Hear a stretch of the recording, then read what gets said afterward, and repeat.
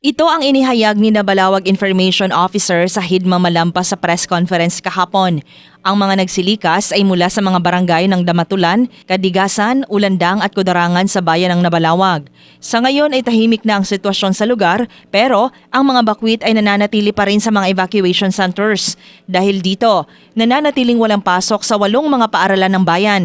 6 sa mga ito ay elementary schools habang 2 ang secondary schools. Hindi pa alam ng LGU kung kailan babalik ang pasok sa mga paaralan habang nagpapatuloy pang assessment sa lugar. Dahil din sa bakbakan, basag ang salamin ng patient transport vehicle at monitoring vehicle ng LGU.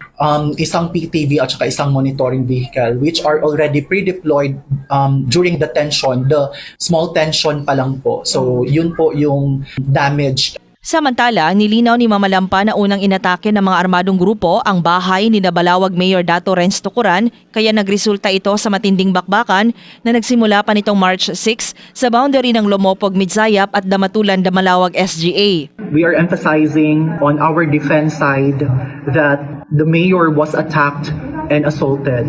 Hindi rin daw totoo na pinaputukan ng grupo ni Mayor Tucuran ang tropa ng militar. Iginiit nito na malaki ang respeto ng alkalde sa peace process. Hiniling din ng LGU na sana ay magkaroon ng patas na investigasyon. Drema Kitayan Bravo, NDBC, Bida Balita.